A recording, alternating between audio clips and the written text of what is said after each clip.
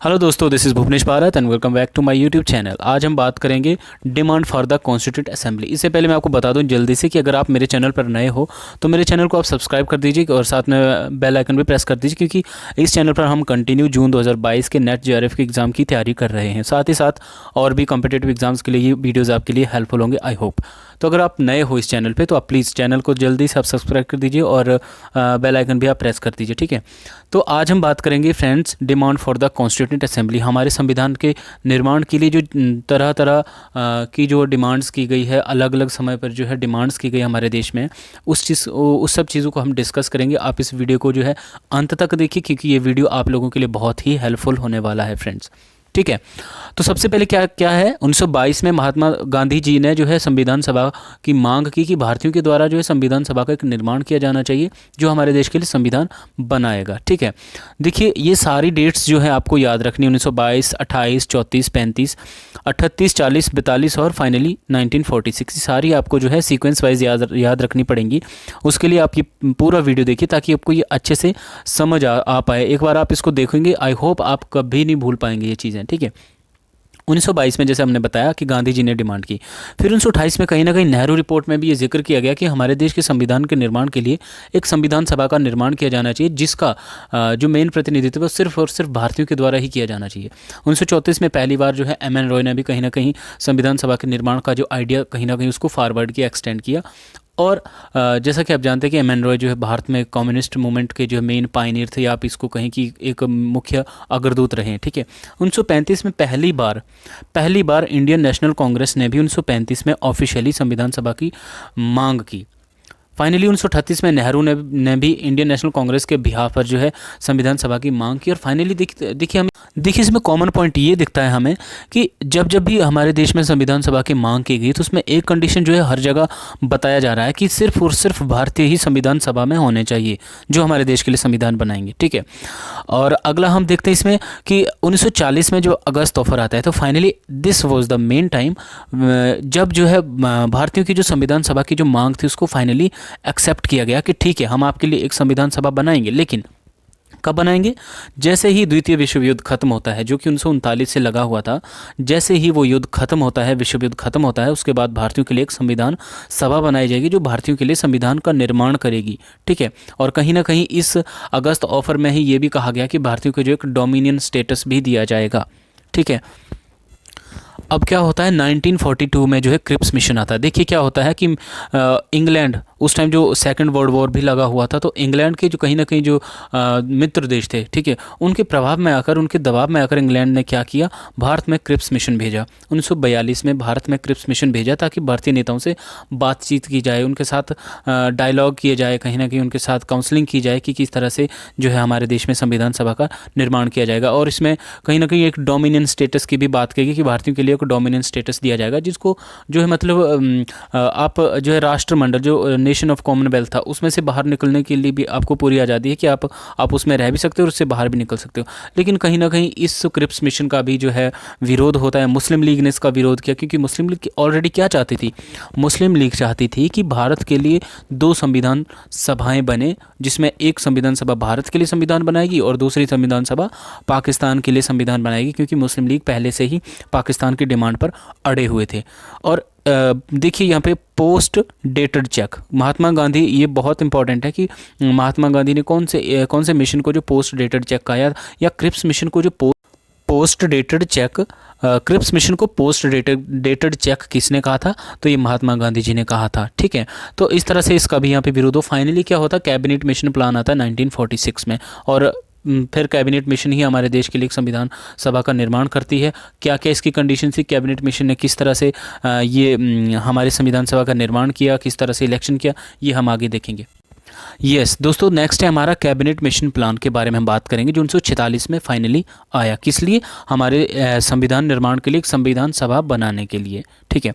तो cabinet mission में जो है 3 मेंबर थे, स्टैफर्ड क्रिप्स जो इसके अध्यक्ष थे, पैथिक लॉरेंस और AB अलेक्जेंडर। तो ये तीनों नाम जो है महत्वपूर्ण है, आप इनको याद कर लीजिएगा, क्योंकि बहुत दफ़ा ऐसा प्रश्न आता है कि इनमें से कौन सा मेंबर जो है कैबिनेट मिशन में था या कौन सा मेंबर इसमें नहीं था।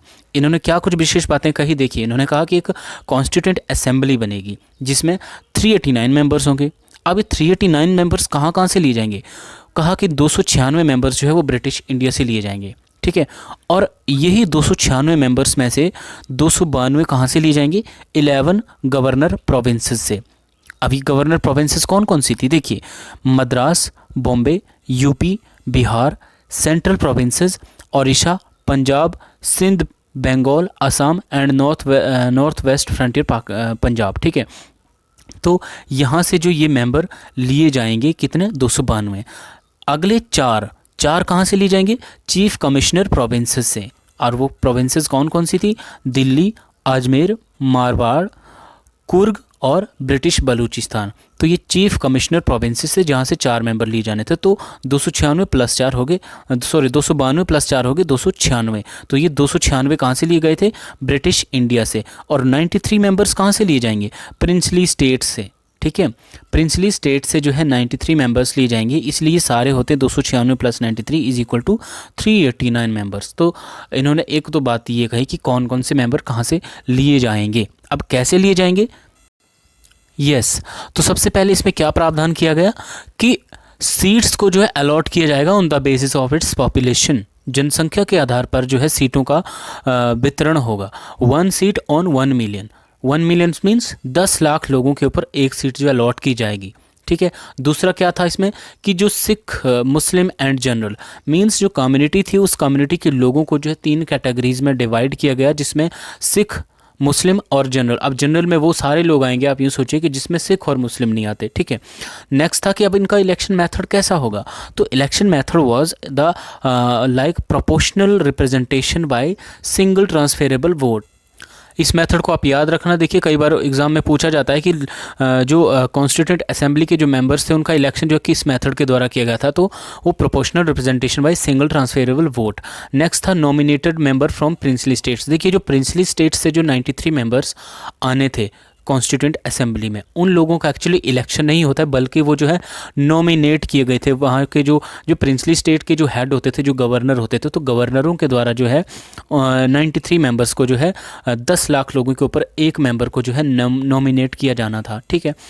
अब जो है इलेक्शन कंडक्ट होते हैं। अगस्त 1946 में फाइनली इलेक्शन हुए संविधान सभा के लिए, जिसमें कांग्रेस को कितनी सीट्स आई, 208, मुस्लिम लीग को कितनी सीट्स आई, 73, और अदर्स जो इंडिपेंडेंट ग्रुप थे उनको कितनी सीट्स आई, 15 सीट्स आई। तो इस तरह से हमने क्या देखा कि जो कॉन्स्टिट्यूएंट असेंबली है वो कहीं ना कहीं पार्टली वो जो है नॉमिनेटेड है, जिसमें 93 मेंबर्स हमने देखा कि प्रिंसली स्टेट से जो वो नॉमिनेट किए गए, और पार्टली इट वाज इलेक्टेड, ठीक है, जिसमें जो है कहीं ना कहीं जो है इन लोगों को का जो इलेक्शन के थ्रू इनको जो है कहीं ना कहीं फ्रेंचाइजी के बेस पे इनको चुना गया था। तो ये कुछ था इसके बारे में। आगे हम देखते हैं कि वर्किंग कैसी रही, जो कॉन्स्टिट्यूएंट असेंबली का जो वर्किंग है वो कैसा। यस दोस्तों, आगे हम बात करेंगे वर्किंग ऑफ कॉन्स्टिट्यूएंट असेंबली, लेकिन मैं आपको ये बता दूं क्योंकि ये लेक्चर काफ़ी लंबा जाएगा, इसलिए मैं इसको 2 पार्ट्स में करता हूं, ठीक है, क्योंकि इसमें बहुत सारी इंपॉर्टेंट इन्फॉर्मेशन है, इंपॉर्टेंट चीज़ें हैं जो मैं चाहता हूं कि छूटे ना। एग्ज़ाम के पॉइंट ऑफ व्यू से वो चीज़ें बहुत ही महत्वपूर्ण हैं दोस्तों।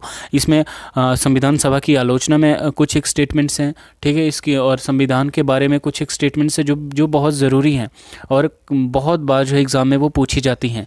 तो ये सब चीज़ें आपसे कहीं मिस ना हो, इसीलिए मैं इसको जो है एक ही जगह 2 पार्ट में इसको मैं अच्छे से एक्सप्लेन करके आपको बताना चाहता हूं।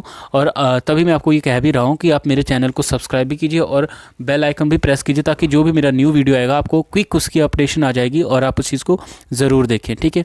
बाकी all the very best for next जो है नेट एग्ज़ाम जून 2022 के लिए। अभी कल ही काफ़ी सारे बच्चों का रिज़ल्ट आया है, सबका रिज़ल्ट आया है, और आई होप चलो जिनका नहीं हुआ है, जिनका हो गया उनको पहले बहुत बहुत बधाई, जिनका नहीं हुआ है मायूस नहीं हुए, क्योंकि 2-3 महीने का वक्त बचा है, फिर से एग्ज़ाम जो है आपके दरवाजे पे आ जाएगा, ठीक है, और आपके दरवाजे पे दस्तक देगा। तो अभी से आप अपनी तैयारियों पे फोकस कीजिए, पीछे जो हुआ वो हुआ, ठीक है, पीछे मुड़ के देखना नहीं चाहिए।